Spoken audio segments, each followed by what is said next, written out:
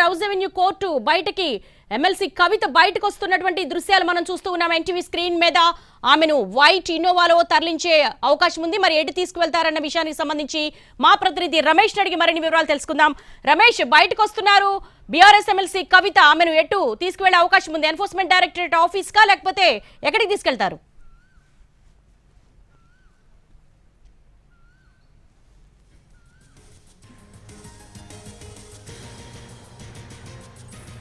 కార్యాలయంలో ఆఫీసులో నుంచి 7 రోజుల పాటు ఆమెను విచారించబోతున్నారు. అయితే ఆమె సంబంధించినట్లయితే ఈడీ బలమైన వాదనలు వినిపించింది, బలమైన ఆధారాలు చూపెట్టింది.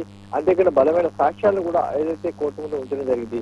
మొత్తం సౌత్ లాబీ సంబంధించి ఢిల్లీ లిక్కర్ స్కామ్ లో సౌత్ లాబీ సంబంధించి అటు కవిత కీలకంగా మారారు. మొత్తం లావాదేవీలు మొత్తం కూడా ఆమె కనుసల్లో జరిగాయి.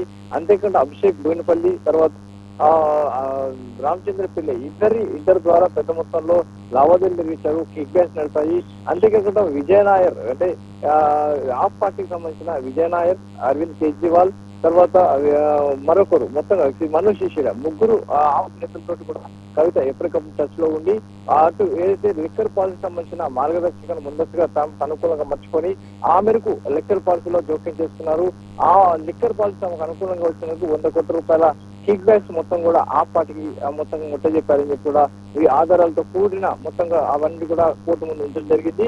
అయితే దీంట్లో ఎవరైతే మాగంటి శ్రీనివాస్, తర్వాత మాగంటి రాఘవ, తర్వాత గోరంట్ల బుచ్చిబాబు వీళ్ళ మధ్య జరిగిన చాటింగ్ సంబంధించిన కీలక సమాచారం కూడా కోర్టు ముందు ఉంచడం జరిగింది. దీంట్లో చాలా విషయాలు ప్రస్తావించారు. డబ్బులు ఎప్పుడు ఎలా ఏ విధంగా డ్రా చేయాలి, ఏ విధంగా వీళ్ళకి చేరవేయాలి, ఏ విధంగా హవాలా ద్వారా డబ్బుల్ని చేరవేయాలి అనే విషయం కూడా వాట్సాప్ చాట్ లో పూర్తిగా ప్రస్తావించారు. అంతేకాకుండా 30 కోట్ల రూపాయల నగదును ఏదైతే మొత్తంగా కోహినూర్ హోటల్, హైదరాబాద్ లోని కోహినూర్ హోటల్ నుంచి నేరుగా ఢిల్లీ వరకు కూడా రావడం జరిగింది. ఆ డబ్బుల్ని ఎవరు డ్రా చేశారు, ఎక్కడ డ్రా చేశారు, ఎక్కడి నుంచి ఎవరికి ఇచ్చారు, ఆ డబ్బుల్ని మాగుంటి రాఘవ సంబంధించిన పర్సనల్ అసిస్టెంట్ ఏ విధంగా డ్రా చేసి వాటిని ఢిల్లీ వరకు ఏ విధంగా చేశారు, హవాలా రూపంలో ఏ విధంగా ఇక్కడ వరకు తీసుకొచ్చారు అనే ఆధారాలు కూడా పెట్టడం జరిగింది. దీంతో పాటుగా వాట్సాప్ చాట్, ముఖ్యంగా ఈ స్కామ్ వెలుగులోకి వచ్చిన తర్వాత కవిత మొత్తం 9 ఫోన్లను మార్చినట్టుగా గుర్తించారు. ఆ 9 ఫోన్లను కూడా ఎప్పటికప్పుడు మార్చివేస్తూ దాంట్లో కేవలం ఫేస్ టైం ద్వారా మాట్లాడుతూ వాట్సాప్ ద్వారా చాటింగ్ చేసిన ఆధారాలు గుర్తించారు. వాట్సాప్ చాట్ మొత్తం కూడా రిట్రీవ్ చేశారు. ఆ చాట్లు మొత్తం కూడా కోర్టు ముందు జరిగింది. దాంట్లో కూడా చాలా అంశాలు కూడా ప్రస్తావించారు. అందులో కేజ్రీవాల్ కావచ్చు, మనోజ్ సిసోడియా కావచ్చు, విజయ్ నాయర్. రమేష్, గత 2 ఏళ్లుగా ఈ కేసు ఫాలో అప్ లో మీరు చెప్తున్న అంశాలన్నీ కూడా మనం తీసుకున్నాము. ఈడీ కూడా దాదాపు మెన్షన్ చేసింది. కానీ ఫస్ట్ ఎమ్మెల్సీ కవితకు ఒక సాక్షిగా పిలిచారు, అంటే విట్నెస్ గా, ఆ తర్వాత సస్పెక్ట్, తర్వాత అక్యూజ్డ్ గా. ఇప్పుడు ఆమె సౌత్ లాబీలో చాలా కీలకమైన భూమిక పోషించారు అంటే దాన్ని ఈడీ ఎస్టాబ్లిష్ చేయాలి అంటే ప్రస్తుతం ఉన్నటువంటి ఎవిడెన్సెస్ కానీ ఫోన్లు కానీ టెక్నికల్ వాటన్నిటిని కూడా డిస్ట్రాయ్ చేశారు అని. కానీ ఎలా ప్రూవ్ చేస్తారు?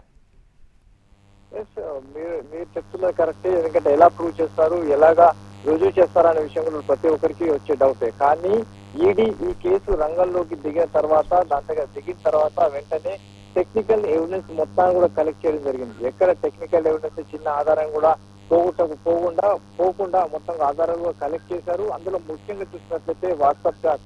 ఈ వాట్సాప్ చాట్ ప్రతి అంశం కూడా అటు మాగంటి రాఘవ, రామచంద్ర పిల్లై, గోరంట్ల బుచ్చిబాబు, అభిషేక్ బోయినపల్లి, కవిత, ఎమ్మెల్సీ కవిత తో పాటుగా రామచంద్ర పిల్లై మొత్తం 8 మందికి సంబంధించిన వాట్సాప్ చాట్ మొత్తం కూడా రిసీవ్ చేయడం జరిగింది.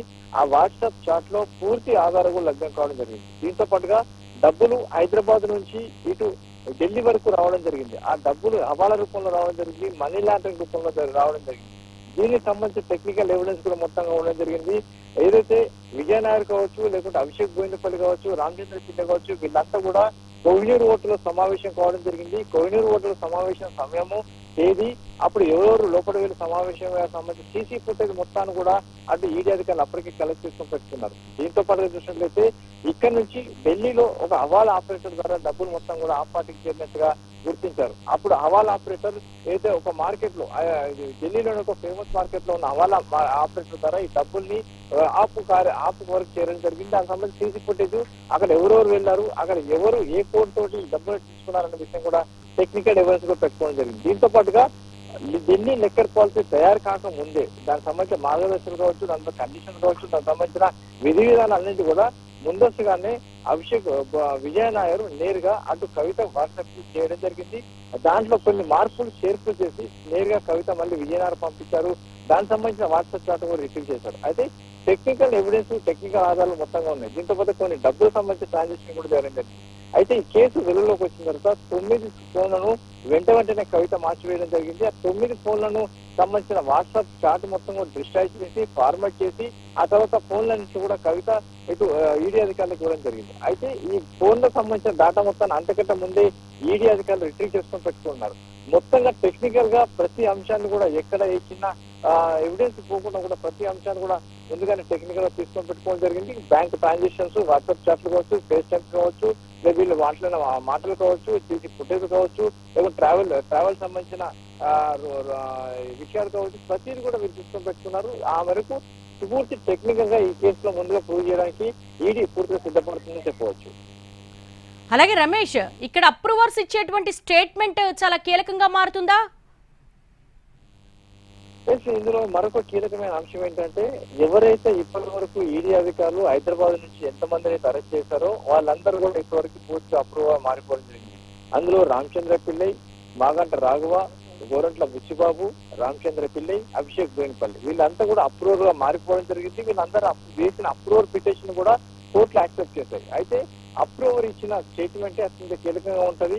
అతడు చెప్పే మాట ప్రతి కూడా ఒక గోల్డెన్ వర్డ్ లెక్క ఏజెన్సీలు ఆచరిస్తాయి. అయితే వాళ్ళు ఇప్పటివరకు ఇచ్చిన స్టేట్మెంట్లలో ప్రతి విషయంలో కూడా సౌత్ లాబీ వ్యవహారంతో కవిత పూర్తిగా సౌత్ ఢిల్లీ లిక్కర్ స్కామ్ లో జోక్యం చేస్తున్నారు, డబ్బు లావాదేవీలో జోక్యం చేస్తున్నారు, కిక్ బ్యాక్స్ ఇచ్చారు, పెద్ద మొత్తంలో డబ్బులు సంపాదించారు, డబ్బులు వచ్చాయి, డబ్బులు వెళ్ళాయి అన్న విషయాన్ని ఇప్పటివరకు అప్రూవల్ మనం ప్రతి ఒక్కరు చెప్పడం జరిగింది. సంబంధించిన ఎవిడెన్స్ కూడా వాళ్ళు ఇవ్వడం జరిగింది. దానికి సంబంధించి ఎవిడెన్స్ ఇస్తూనే కొంచెం స్టేట్మెంట్ ఇవ్వడం జరిగింది.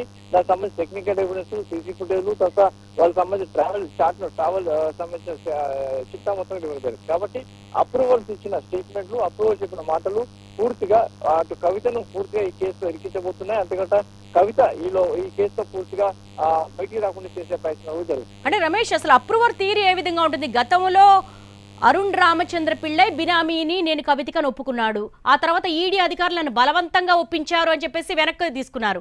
అసలు అప్రూవర్స్ నుంచి ఒక స్టేట్మెంట్ రికార్డ్ చేసేటప్పుడు ఈడీ కావచ్చు, సిబిఐ కావచ్చు, ఎలాంటి ప్రొసీజర్ ఫాలో అవుతుంది?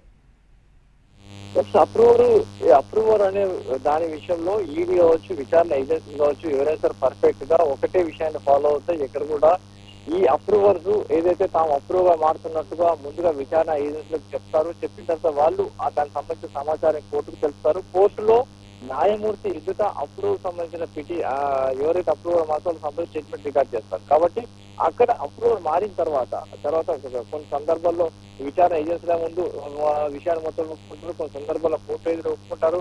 ఇది మొత్తాన్ని కూడా ఒక టెక్నికల్ గా ఒక వీడియో ఎవిడెన్స్ ఉంటుంది, తర్వాత వాళ్ళు రాతపూర్వకంగా రాసింది ఉంటుంది. అంతేకాకుండా ఎక్కడ ఎలాంటి స్క్రిప్ట్ కాకుండా ఉంటుంది. అయితే రామచంద్ర పిల్లి తాను అప్రూవ్ గా మారాను, తర్వాత బలవంతంగా చేయించారని చెప్పి తన పిటిషన్ వెనక్కి తీసుకున్నారని చెప్తున్నారు. కానీ దానికి సంబంధించిన తర్వాత ఎలాంటి ఆధారాలు కావచ్చు, ఎలాంటి సమాచారం కూడా బయటకు రాలేదు. కానీ ఇలా ఇప్పుడైతే కవిత సంబంధించి ప్రతి ఒక్కరు కూడా అగెనెస్ట్ గా అప్రూవల్ గా మారి సమాచారం ఇచ్చారు, అప్రూవ్ గా మారి స్టేట్మెంట్ ఇచ్చారు, అప్రూవ్ గా మార్చి పూర్తి ఆధారాలు కూడా అది ఈడీకి ఇవ్వడం జరిగింది. కాబట్టి ఇందులో ఈ కేసులో అప్రూవల్ మారిన అందరి సమాచారం, అందరి విషయాలు కూడా కీలకంగా మారబోతున్నాయి.